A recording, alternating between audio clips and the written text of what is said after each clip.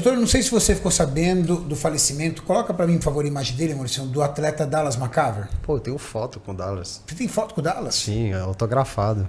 Poxa, que legal. Eu fui conversar com ele num dos Olímpias e eu me embananei na hora de falar inglês um pouco com ele, que eu falei, que bom que, né, assim, a gente foi lá no Meet the Olympians, né, que tem antes, né, que você vai lá tirar foto, autógrafo, todo mundo.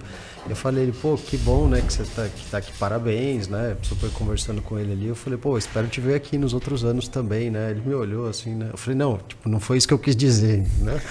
Então, assim, era uma premonição, doutor? não, eu tenho, foi quase, né, e eu tenho foto lá, foto autografada com ele e tal, cara super gente boa. Dallas McCaver, ele chocou o mundo porque houve uma série de discussões e começaram a vazar aí protocolos. Você acompanhou isso, Cami? Acompanhei. Você acompanhou, Itinho? Sim, acompanhei. Você Da lembra que guerra na época química. começou a falar de guerra química e de começou a vazar protocolos deles, aí começaram a lançar protocolo do Dallas. A gente não sabe até onde era pura especulação ou era verdade, mas começaram a trazer assim doses absurdas de Increlex. Você tem aí algum conhecimento sobre esse produto, o Increlex? É IGF-1. Jeff, É o IGF-1 aí de pura propriedade, vamos dizer assim, né, o Cami? O ético mesmo. É o né? ético, É o ético. Porque existe muito IGF-1 que as pessoas acham que estão tomando IGF-1 e é piada, né, cara?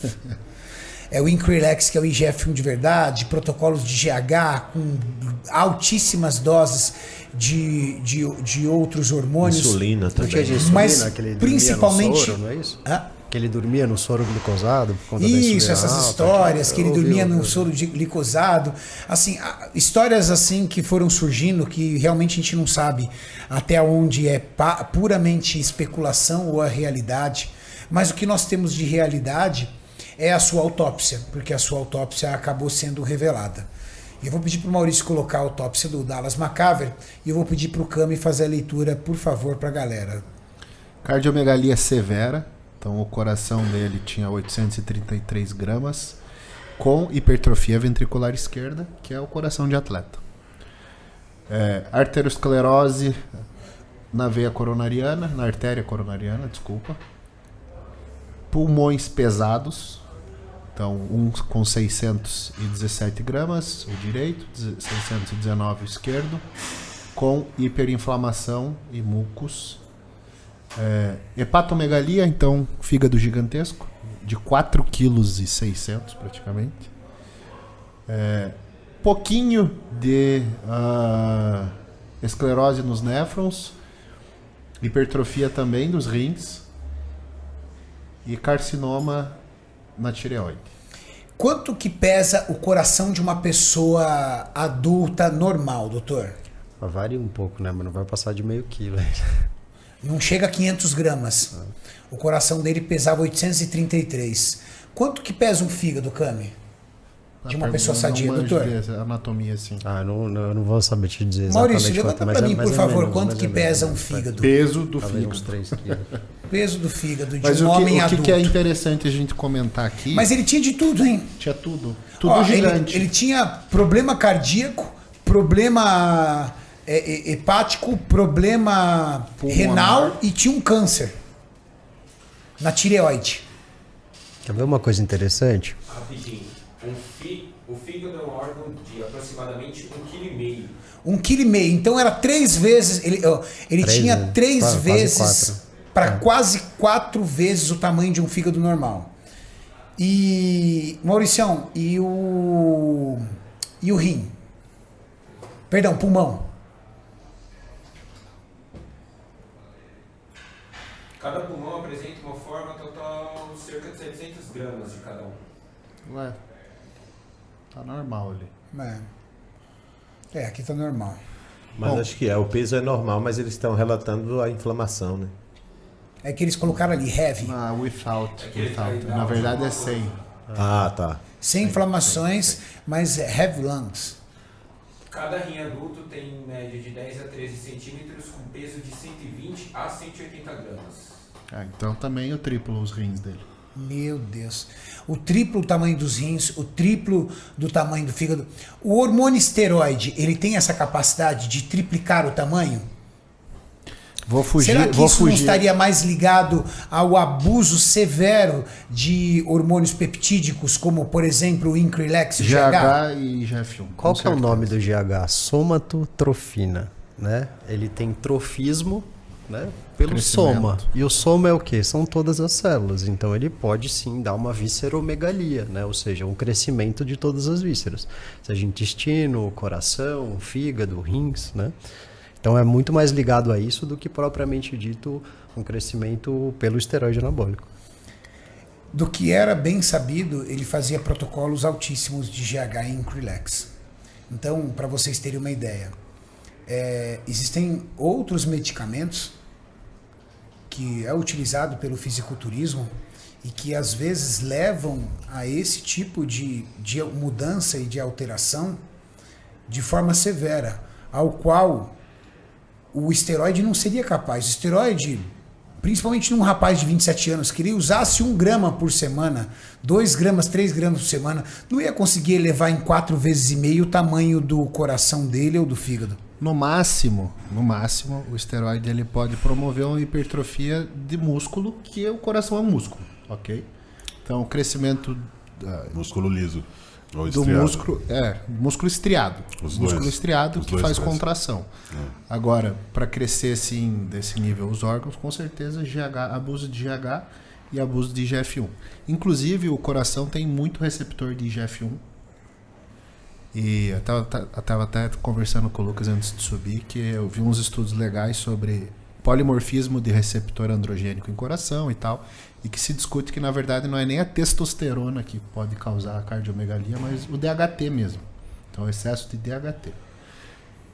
Que talvez, né, drogas derivadas de DHT possam contribuir também para isso. Tem alguns estudos interessantes de reposição de testosterona com os ésteres de mais média para curta duração, onde eles fazem um pico suprafisiológico maior. O enantato, o cipionato, né, o blend aí que tem o Durateston. E pelo aumento maior da concentração, você também tem um desvio maior, por exemplo, a conversão para DHT. Então, o aumento do DHT nesses esquemas, que era diferente da Nebido, né, que é um decanoato, que ele não faz pico, e também do transdérmico, esses ésteres que fazem mais pico, que aumentam mais o DHT, eles estavam mais relacionados a doenças cardiovasculares, a intercorrências cardiovasculares, do que esse outro tipo de reposição. Então, ésteres curtos. Quanto mais conversão, por exemplo, para DHT você tiver, isso pode ser pior. Exemplos de ésteres que convertem bem em DHT? O de testosterona, né? Eles vão converter. Não, todos? O cipionato, o enantato, o propionato. Independente da cadeia longo ou curto. Independente da cadeia, eles são promotores. Mas o que empilhar mais? Essa que é a questão. É o que gera mais pico. Porque, por Isso exemplo, que eu ia falar. E quais desses radicais que geram mais pico? Os que a gente mais usa. Né?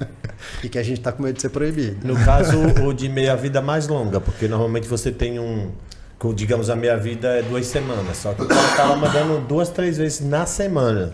É mais ou menos isso. O enantato, por exemplo, ninguém respeita a meia-vida, você adianta a meia-vida, né? Então você empilha mais.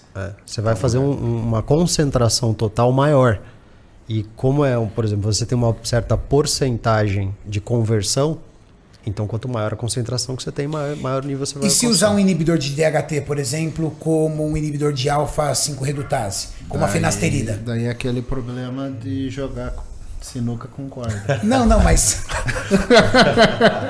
Mas isso seria um fator de redução de DHT? Ah, com certeza. Sim. Com certeza. Você tem 2 opções. Você quer viver ou você quer transar? Você quer ficar velho? Você quer morrer velho e triste ou você quer morrer novo e feliz? Brincadeira, tá, gente? É por isso que os protocolos, né? Porque a gente está falando isso de uma dosagem, por exemplo, aí de 200, de um cipionato ou do enantato, entre 200 e 300 miligramas por semana. Desculpa, a cada 15 dias. Que isso pro nosso universo não existe, tá, doutor? Eu sei. O nosso universo low dose. A empresa low trabalhou dose, com isso 15 anos já. No nosso universo low dose é 250, 300 miligramas por semana. Sim. Que não é uma dosagem tão alta, se você parar pra pensar, porque é uma dosagem que é 2 vezes a dose terapêutica. Vai ficar na base mais ou menos de 1.500 nanogramas por decilitro de sangue. Tem aqui, tá, gente? A gente não sabe se é de verdade, tá? A gente não vai postar aqui pra ninguém dar print na tela e aí sair fazendo. Mas tem aqui... Viralizou isso muito na internet, dizendo que era o protocolo do Dallas McCaver. Cara, passa os olhos aí, Cami. Não, absurdo. Só da quantidade de insulina que ele... Quanto de insulina? Ó, Lantus, que é a lenta, que dura 24 horas, 100 UI por dia. Aí tinha mais o Mulin rápido e o Malog ultra rápido, 20 a 25 UI, 6 a 8 vezes por dia. Então, uma por refeição. Ele tá falando aí 300 miligramas, 300 UI de insulina? Você tá falando de 2,5 ml de insulina. ml. Tem que dormir com soro mesmo. Tem que dormir com soro. Tem que dormir com soro mesmo. IGF. E rezar, né? Increlex 10 a 15 miligramas. Falam, A gente fala em micrograma de sim, dose. ó, eu dei ele 10, 15 miligramas em dias de treino, mas levando em consideração que o protocolo de Increlex de muitos atletas de fisiculturismo é 15 miligramas por semana. Cada ampola tem 10 mg. O pessoal faz durar 10 aplicações. Faz durar 10. Cada ampola tem 10 mg. Ele tomava Ali, uma ó. ampola e meia cada sessão de treino. Ó, Cami, tomando EPO também. Essa foi o que eu achei mais absurdo. Pra que vai tomar EPO? Explica pra galera o que é EPO EPO. é para estimular a síntese de eritropoetina, estimula a síntese de eritrócito, que é a célula vermelha, que é o que gera viscosidade sanguínea. EPO é usado para quem faz endurance. Sim, Então, o mas cara faz quer mais sentido. oxigênio no sangue e ele deixa o sangue de propósito viscoso. Quantas horas de duração? Né? E aumenta o carregamento de oxigênio, né? Então, o que vem pelos pulmões, né? E é feita a troca até chegar lá no músculo, essa troca gasosa ele aumenta com a EPO. E o que isso traz de benefício pra musculação?